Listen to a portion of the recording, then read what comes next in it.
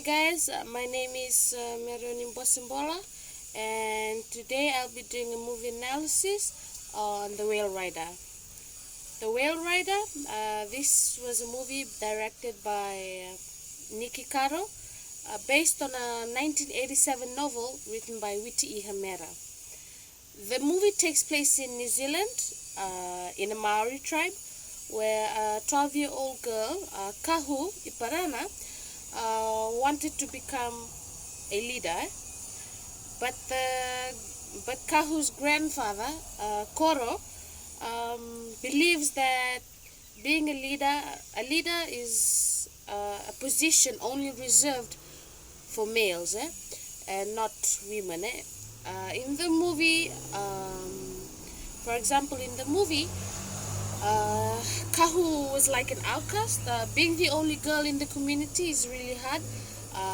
She was serious about her culture, but the grandfather didn't even notice her effort of trying to prove herself to the grandfather that she's worth enough to become the leader. The movie not only shows gender inequality, but shows how it is hard to keep our culture preserved or active, or alive. For example, in the movie, Koro was teaching these young boys how to do the haka and how to defend themselves. All those traditional customs that they used to practice in their ancient time. But you can see in the movie that none of the adults were there to actually encourage those kids to practice more about their culture. And we can see too that in their culture, not only they are linked to their ancestors, but most of the adults and the youths are into gang.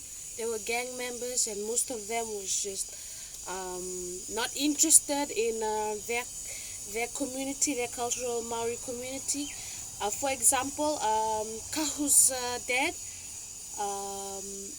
before he went, he was appointed to become the chief, but he chose to go overseas. He got remarried and has another family, leaving Kahu behind. Gender inequality. Women were only seen as much more like a servant, or their domain is the kitchen.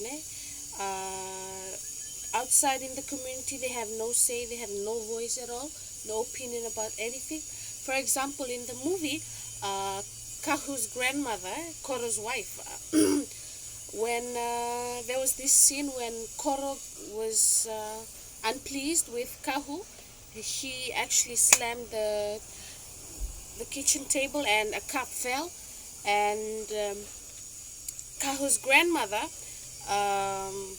went and cleaned the mess up, and then Koro said, "Don't clean it up, let Kahu do it." And then the grandmother says, "Oh, you might have all the say outside the community, outside there, but in this kitchen, this is my domain. This is my territory. I'm the leader here." That shows how limited power, that how women have limited power only. They only can say things in the kitchen, highlighting that as women, they are just meant to cook for men and nothing else. Another factor that I noticed, that I picked out from the movie, is that girls in the Maori tribe, they were viewed as useless beings. For example, how Koro treated his granddaughter. Even though Kahu is the granddaughter, he actually ill-treated her and viewed her as an outcast, or viewed her as an accident, because Kahu had a twin brother that died.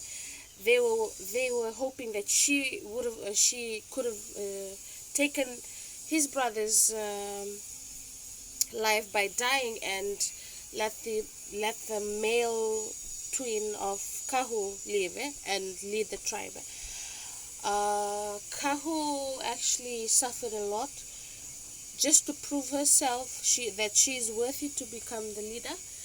And in the movie, she took a very courageous move by riding the whale, retrieving the whale's tooth. In the movie, the other boys couldn't retrieve the whale's tooth, but only Kahu.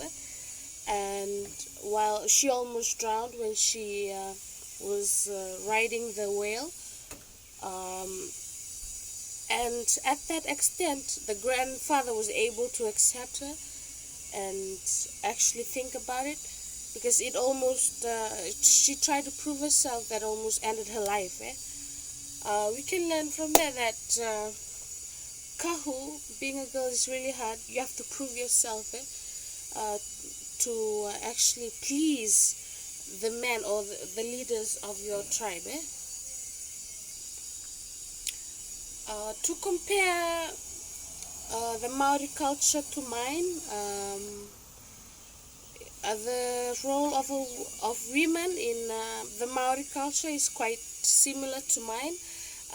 Women are just there to serve men, make babies, and stay in the kitchen and cook for them every day, every meal of the day.